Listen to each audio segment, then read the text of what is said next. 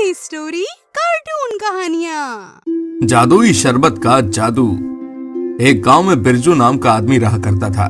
बिरजू थोड़ा दिमाग से हल्का था, जिस वजह से लोग अक्सर उसका मजाक उड़ाया करते थे। पर बिरजू को इन सब बातों से कोई मतलब नहीं था। एक दिन बिरजू जंगल के रास्ते गुजर रहा था, तभी उसे वहां पर एक जग दिखाई दिया। जग को देखकर वो बड़ा हैरान हो गया। अरे जंगल के बीचों बीच जग, देखता हूँ इसमें क्या है।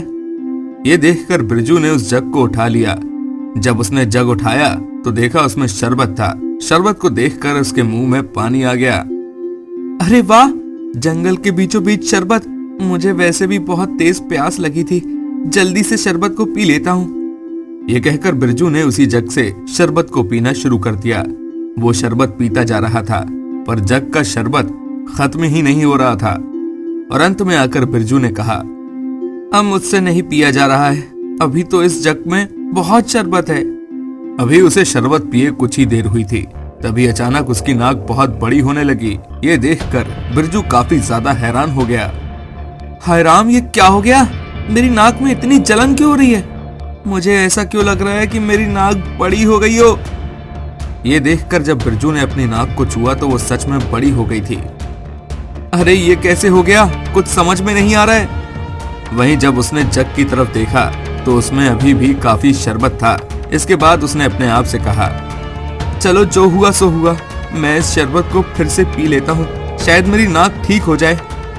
ये कहकर उसने शरबत को फिर से पी लिया, जिससे उसकी नाक पहले जैसी हो गई, जिसे देखकर बिरजू काफी खुश हुआ। और फिर वो उस जग को अपने साथ ले आया। घर आने के बाद वो काफी खुश हुआ। अभी उसे घर आए कुछ ही देर हुई थी, तभी गांव का राजू उसके घर आया और उसने कहा, अरे बिरजू कहाँ है? आज सुबह सुबह दिखाई नहीं दे रहा था।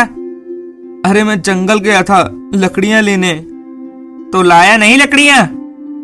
नहीं, क्योंकि मुझे जंगल में ये शरबत मिल गया था। क्या जंगल में शरबत? लगता है पागल हो गया है। भला जंगल में शरबत कहाँ से आ सकता है? नहीं, मैं सच कह रहा हूँ। यदि तुझे यकीन नहीं होता है तो तुझे अभी दिखाता हूँ। ये कहकर बिरजू ने राजू को शरबत दिखाया। जब उसने जग में शरबत देखा तो राजू भी काफी हैरान था। तू मुझसे झूठ बोल रहा है। जरूर ये शरबत तूने घर पर ही बनाया होगा, और तू ये सब बहाने इसलिए बना रहा है कि मैं शरबत ना पीऊं। चल जल्दी से एक गिलास शरबत दे। हाँ, अभी देता हूँ, पर मैं झूठ नहीं बोल रहा। इसके बाद बिरजू ने उसे एक गिलास शरबत दिया। राजू ने जैसे ही शरबत पिया तो उसके कान बड़े बड़े हो गए। ये देखकर बिरजू जोर जोर से हंसने लगा। बिरजू को इस तरह से हंसता हुआ देख राजू काफी हैरान हुआ। इसी के साथ उसके कानों में काफी तेज दर्द हो रहा था। अरे बिरजू, क्यों हंस रहा है?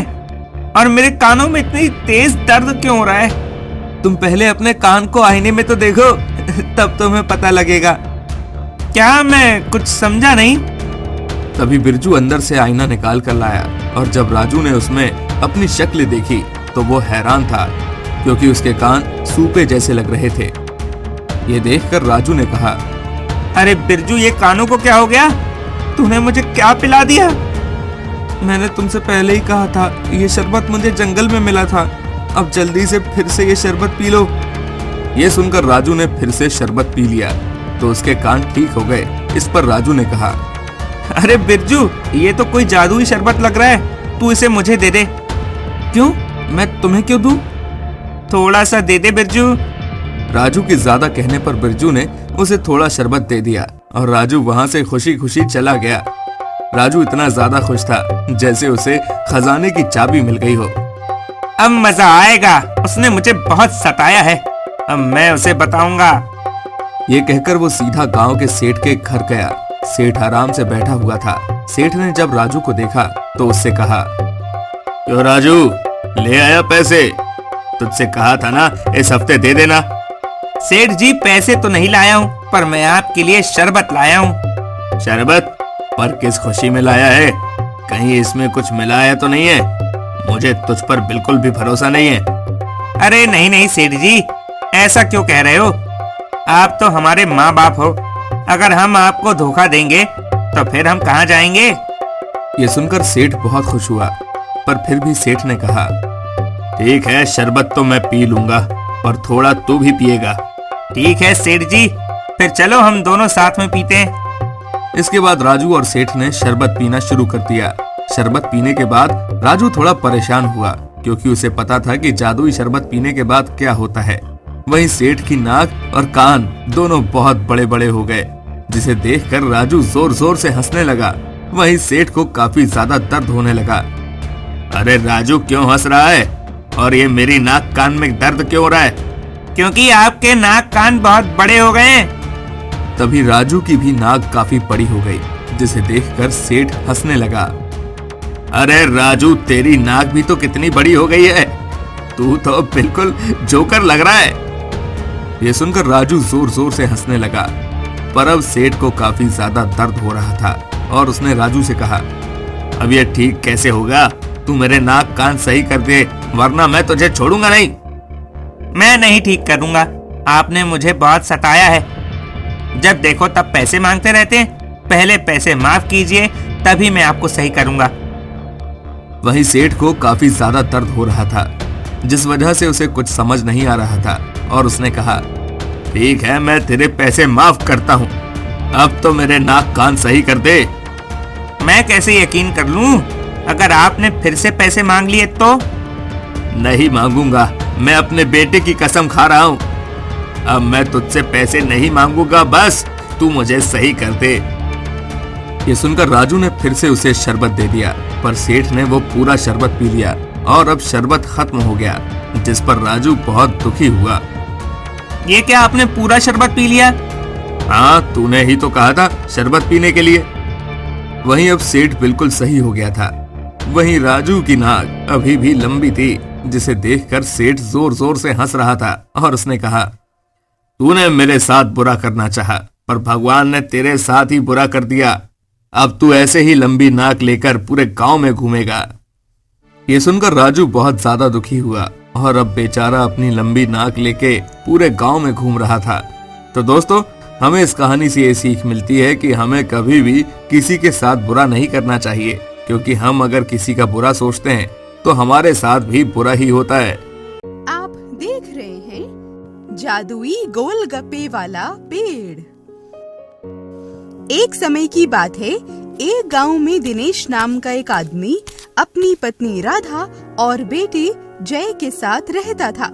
दिनेश का एक छोटा सा गोलगप्पे का ठेला था, जिसे वो बहुत मेहनत से चलाया करता था और अपनी मेहनत के पैसों से अपने बच्चे और बीवी का पेट भरता था। एक दिन दिनेश बहुत खुश था और वो अपनी पत्नी से कहता है, राधा, क्यों ना अब हम इस किराए के घर को छोड़कर अपना खुद का एक घर खरीद लेते हैं। अब तो मेरा काम भी अच्छा चल रहा है और अपना घर होगा तो हमारा किराए का पैसा भी बचेगा। जी, आप कह तो बिल्कुल ठीक रहे हैं, लेकिन अभी तो हमारे पास इतने पैसे भी नहीं हैं जिससे हम अपने लिए घर खरीद सकें। और अगर हमने लोन लेकर घर लिया और समय से उसके पैसे नहीं दे पाए तो? अरे राधा, तुम भी ना फालतू की फिक्र करती हो। ऐसा कुछ नहीं होने वाला है। मेरा काम बहुत अच्छा चल रहा है, भगवान की कृपा से। हम जल्दी ही सारा लोन उतार लेंगे। बहुत समझाने के बाद अब राधा दिनेश की बात मान जाती है और दिनेश ठाकुर से पैसे उधार ले लेता है और अपने लिए और बाकी सबके लिए एक छोटा सा घर बनाने की तैयारी करने लगता है। सब लोग अब बहुत खुश थे। राधा और दिनेश बहुत मेहनत कर रहे थे और वो सब मिलकर अपने नए घर में हवन करते हैं और उसमें रहने लगते हैं। दिनेश अपनी पत्नी और बच्चों के साथ अब पहले से भी ज्यादा खुश रहने लगा था और मेहनत करके लिया हुआ कर्ज उतारने में लगा था। सभी गांव वाले शाम होते ही दिनेश के ठेले पर गोलगप्पे खाने के लिए आ जाया करते थे। एक दिन तभी दिनेश की दुकान के सामने ही सोनू नाम का एक आदमी नए गोलगप्पे का ठेला लगाने लगता है।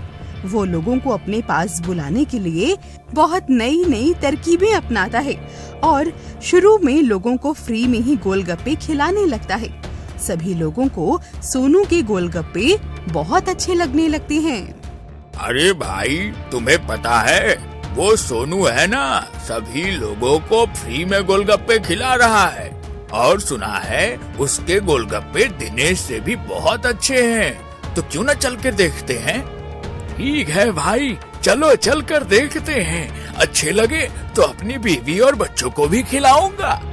ऐसे ही सभी गांव वाले सोनू के ठेले पर जाकर उसके हाथ के गोलगप्पे खाने लगते हैं और उसकी तारीफ करते नहीं थकते, जिस वजह से धीरे धीरे दिनेश का काम अब समाप्त होता जा रहा था। वो बहुत परेशान हो चुका था। वहीं दूसरी ओर सोनू बहुत खुश था।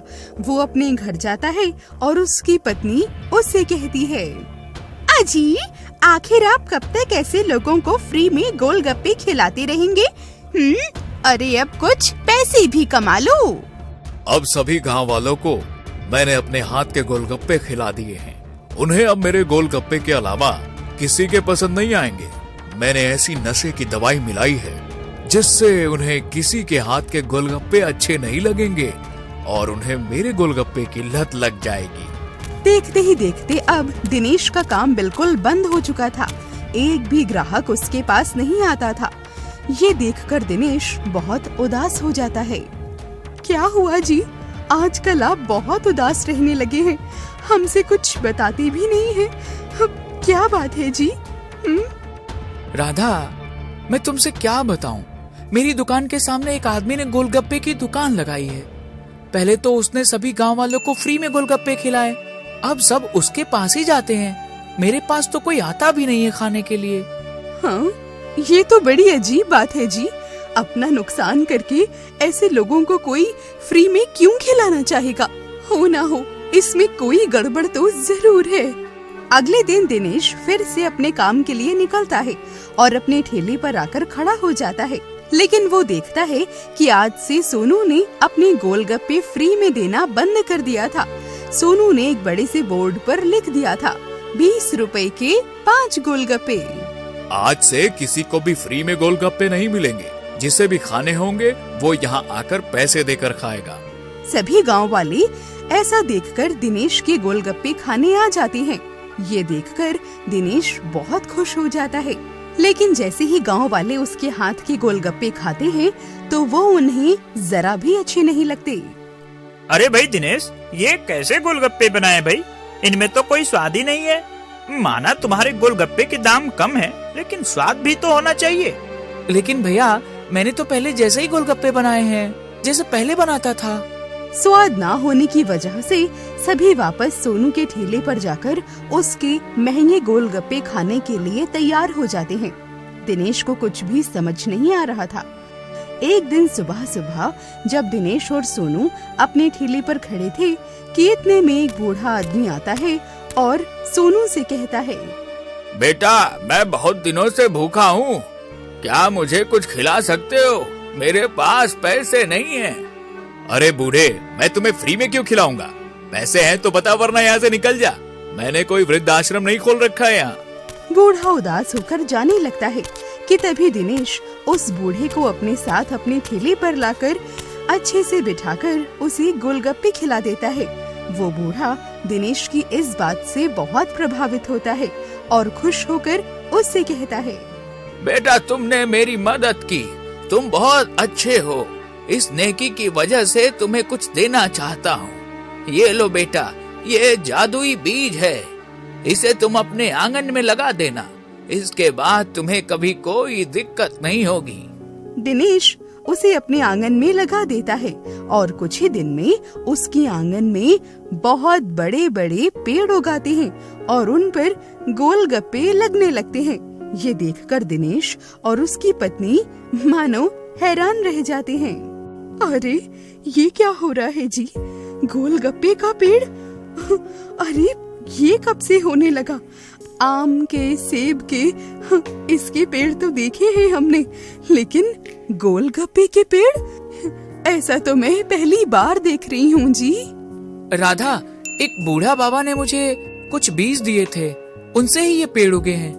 दिनेश उन पेड़ से गोलगप्पे तोड़कर अपने साथ ले जाता है और अपने ठेले पर जाकर बेचने लगता है। देखते ही देखते मानो ना जाने उसके ठेले पर बहुत ज्यादा भीड़ जमा हो गई थी। ऐसा देखकर दिनेश को समझने में जरा देर नहीं लगी कि ये सब उन बाबा के दिए हुए जादुई बीज के गोलगप्पे का कमाल ही है। सभी गांव वाले दिनेश के गोलगप्पों की बहुत तारीफ करते हैं और वहीं सोनू ये सब देखकर बहुत जलने लगता है, मानो वो गुस्से से आग बबूला हो उठता है, क्योंकि उसकी दुकान पर अब एक भी ग्राहक नहीं होता है। ये सब क्या हो रहा है? मेरी नशे की दवाई इन पर काम क्यों नहीं कर रही है? ये यहाँ क्यों नहीं आ रहे हैं? तभी दिनेश गांव वालों से कहता है, मैं आप सभी को एक बात बताना चाहता हूँ। अभी तक आप सभी सोनू के गोलगप्पे खा रहे थे और ये अपने गोलगप्पे में एक नशे की दवाई मिलाकर आप सभी को खिला रहा था, जिससे आपको इनकी लत लग जाए और आपको इसकी दुकान के ही गोलगप्पे अच्छे लगे। आज मैं इसे हमेशा वो दवाई मिलाते हुए देखता था, लेकिन आज सुबह मुझे इसकी सच्चाई का पता चला। इतना सुनकर सभी गांव वाले बहुत गुस्सा हो जाते हैं और वो सब मिलकर सोनू को बहुत मारते हैं और उसे गांव से बाहर निकाल देते हैं और दिनेश का धन्यवाद करते हैं। वापस से सभी लोग खुशी खुशी रहने लगते हैं और दिनेश अपनी मेहनत और लगन से धीरे धीरे अपना सारा कर्ज भी चुका देता है। आप देख रहे हैं मोमोज वाली जादुई नदी। उत्तराखंड के एक सुंदर से गांव रुद्रप्रयाग में राजू नाम का एक लड़का रहता था, जिसके परिवार में उसकी माँ सीमा, उसके पिता विनोद और एक बड़ा भाई वरुण और बहन अंकिता थी। राजू अपना ज्यादातर समय एलियंस वाली प्रोग्राम देखकर बिताया करता था। वो अपनी बिल्ली मुस्की के साथ खेलता रहता। एक दिन राजू एक कपड़े की बॉल बनाकर उसे धागे से बांध देता है और उस धागे को लकड़ी में बांधकर मुस्की के लिए एक खिलौना तैयार करता है और मुस्की के साथ खेलता है। कुछ देर के बाद राजू को ध्यान आता है और वो कहता है, अरे शाम भी हो गई। ऐसा बोलकर वो तेजी से भागता हुआ कमरे की ओर जाता है। समय देखकर आ गया होश तुझे। अब टीवी खोलकर बैठ जाएगा, है ना? माँ, तुझे तो पता है इस समय मुझे टीवी देखना होता है। राजू मुस्कुराते हुए टीवी खोलकर बैठ जाता है और उसी समय विनोद यानी उसके पिता वहाँ आते हैं। ये देखो मैं क्या लाया हूँ। ऐसा बोलकर वो सबको बुलाते हैं और पिता की आवाज सुनकर सभी बच्चे और सीमा भी विनोद के पास आते हैं। ये लो सीमा, तुम्हें संतरी कलर पसंद है ना? ये संतरी कलर की साड़ी और ये घड़ी वरुण तुम्हारे लिए। थैंक यू पापा। और ये चॉकलेट्स अंकिता बेटी तुम्हारे लिए। थैंक यू सो मच पापा, आप कितने अच्छे हैं। ये चॉकलेट्स तो मुझे बहुत पसंद है। अरे तभी तो लाया हूँ। और ये मोमोज राजू के लिए। हाँ, आपको कैसे पता चला कि मुझे मोमोज खाने का मन है? ये बात तो पूरे गांव को पता है कि तुम्हें मोमोज कितने पसंद है। तुम तो तीनों वक्त मोमोज खा सकते हो। ऐसा सुनकर सभी लोग हंसने लगते हैं। अगले दिन राजू स्कूल जाता है और अपने दोस्तों को एलियंस के बारे में बताता है, जो उसने कल रात को टीवी पर देखे थे। जिसे सुनकर एक लड़का गोलू उससे कहता है, अबे मोमोज, तू फिर से चालू हो गया। ये एलियंस वगैरह कुछ नहीं होते। हंसते हुए वो राजू का मजाक उड़ाने लगता है। अच्छा, तुम अभी रुको, मैं एलियन की शक्ति से तुम्हें एक मोटे से मोमोज में बदल दूंगा। आओ एलियंस, मुझे शक्ति दो और इस गोलू को एक मोटे से मोमोज में बदल दो। ऐसा बोलकर वो अपनी जेब से एक टॉर्च निकालता है और गोलू के मुंह पर चला देता है, जिससे डरकर गोलू रोने लगता है। उसे लगता है कि यहाँ पर सचमुच में एलियंस आ गए हैं और वो रोते हुए उससे कहता है, मुझे माफ कर दो राजू, मैं आइंदा से ऐसा कुछ नहीं कहूँगा, मुझे माफ कर दो। उसे देखकर सभी लोग हंसने लगते हैं और वहाँ से चले जाते हैं। स्कूल की छुट्टी होने पर रास्ते में गोलू राजू को घेर लेता है और उसे परेशान करने लगता है और अपने दोस्तों के साथ मिलकर उसका मजाक उड़ाने लगता है। अबे अब क्या हुआ? चल अपनी मदद के लिए किसी एलियन को क्यों नहीं बुलाता? ऐसा बोलते हुए राजू को वो लोग बहुत परेशान करने लगे। इतने में राजू की बिल्ली मुस्की वहाँ आकर उसका बचाव करने लगती है और देखते ही देखते एक एलियन में बदल जाती है, जिसे देखकर गोलू और उसके दोस्त डर के मारे वहाँ से भागने लगते हैं। मुस्की, क्या ये तुम हो? हाँ राजू, तुम्हें याद है मैं तुम्हें कैसे मिली थी? हाँ, तुम मुझे नदी के पास मिली थी। उस समय तुम बहुत छोटी थी और जख्मी भी, तभी मैं तुम्हें अपने साथ ले आया था। हाँ, दरअसल मैं एक दूसरे ग्रह से आई हूँ और जब मैं यहाँ आई थी तो उस नदी में गिरने की वजह से मेरा स्पेसशिप खराब हो गया था और मैं जख्मी हो गई थी। और जब मैं अपने स्पेसशिप से बाहर आई तो मैं एक बिल्ली को देखा और उसका रूप धारण कर लिया, जहाँ से तुम मुझे अपने घर लेके गए थे और मुझे इतना सारा प्यार दिया था। दरअसल अब मेरी स्पेसशिप ठीक हो गई है और यही बताने के लिए मैं तुम्हारे पास आ रही थी। तुमने मुझे इतना सारा प्यार दिया और मेरा इतना ख्याल रखा, तो मैं इसके बदले में तुम्हें कुछ देना चाहती हूँ। राजू, तुम्हें मोमोज बहुत पसंद है ना? ऐसा बोलकर वो राजू को जादू की मदद से टेलीपोर्ट करके उसी नदी के किनारे लेकर आई जहाँ वो पहली बार मिले थे और उससे कहती है, राजू, नदी में हाथ डालो और मन में मोमोज के बारे में सोचो। जल्दी। लेकिन क्यों? जितना मैं तुमसे कह रही हूँ उतना करो और फिर देखना इस नदी का जादू। इतना सुनकर मुस्की की बात मानते हुए राजू नदी में अपना हाथ डालता है और उसके हाथ में बहुत सारे मोमोज आ जाते हैं। वो मोमोज कोई आम मोमोज नहीं थे, वो औषधि से भरे हुए थे जो गंभीर से गंभीर बीमारी को भी ठीक कर सकते थे। राजू, ये केवल तुम्हारे हाथों से ही बाहर निकलेंगे और ये टेस्टी होने के साथ साथ बहुत बड़ी बीमारी को भी ठीक कर पाएंगे। ऐसा बोलते हुए वो वहाँ से चली जाती है। अब राजू का जब भी मन होता तो वो उस नदी में से मोमोज निकालकर खा लेता।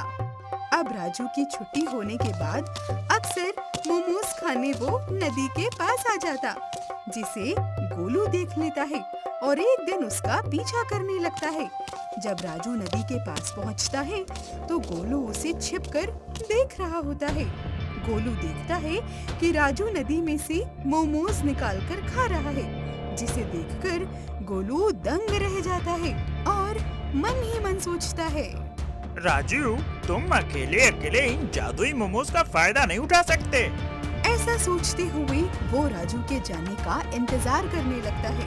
कुछ समय के बाद राजू वहाँ से चला जाता है और गोलू बाहर आता है और हंसते हुए कहता है, अब ये सारे मोमोज मेरे हैं। ऐसा सोचते हुए जैसे ही मोमोज खाने के लिए वो नदी में हाथ डालता है, लेकिन मोमोज के बदले उसे बहुत सारा कूड़ा मिलता है, जिसे देखकर उसका मानो मन ही खराब हो जाता है। ये सब क्या है? वो राजू नदी में हाथ डालता है तो मोमोज निकलते हैं, तो फिर मेरे हाथ डालने पर कूड़ा क्यों निकल रहा है? मैं इस नदी को अपने पापा से कहकर भरवा दूंगा, फिर देखता हूँ कि यह कैसे उस राजू को मोमोज देती है। तभी उस नदी में से एक जोरदार लहर बाहर निकलती है और गोलू नदी के अंदर चला जाता है और बचाओ बचाओ चिल्लाने लगता है। इतने में वहाँ मुस्की एलियन के रूप में आती है और उससे कहती है, मैंने तुम्हें पहले भी कहा था ना कि तुम राजू को परेशान करना बंद कर दो, लेकिन तुमने मेरी एक नहीं मानी। और तो और तुम उसके मोमोज की जादुई नदी को भी खत्म करना चाहते हो। अब यही रहो, यही तुम्हारी सजा है। मुझे माफ कर दो, मैं आज के बाद राजू को कभी परेशान नहीं करूंगा। प्लीज मुझे बचा लो, मैं डूब जाऊंगा। जवाब में मुस्की कहती है, ठीक है, मैं तुम्हें यहाँ से बाहर निकाल दूंगी, लेकिन तुम्हें एक वादा तो करना पड़ेगा कि तुम आज के बाद राजू को कभी भी परेशान नहीं करोगे, वरना सोच लेना तुम्हारा अंजाम अच्छा नहीं होगा, समझे? हाँ हाँ, मैं वादा करता हूँ। इसके बाद मुस्की उसे वहाँ से बाहर निकाल देती है और गोलू माफी मांगते हुए वहाँ से चला जाता है। कुछ समय के बाद राजू ने जादुई मोमोज वाली बात अपने माता पिता को बताई, जिसे सुनकर पहले तो उन्होंने राजू की बात पर यकीन नहीं किया, लेकिन जब राजू उन्हें अपने साथ नदी किनारे ले गया तब उसके माता पिता वाकई दंग रह गए और कुछ समय बाद उन्होंने मोमोज का ही बिजनेस चालू कर दिया और गरीब और जरूरतमंद लोगों को फ्री में मोमोज खिलाने लगे और काफी मुनाफा कमाने लगे, जिसके बाद वे काफी अमीर हो गए और उन्होंने लावारिस बिल्लियों और कुत्तों के लिए एक संस्था भी खोली, जहां उन्होंने उन लावारिस बिल्लियों और कुत्तों की देखभाल करना शुरू कर दिया था। तो इस कहानी से हमें ये शिक्षा मिलती है कि हमें खुद पर यकीन होना चाहिए और हमेशा दूसरों की मदद करनी चाहिए। अगर आपको हमारी स्टोरी पसंद आई हो तो बेल आइकन जरूर दबाएं और सब्सक्राइब करना ना भूलें।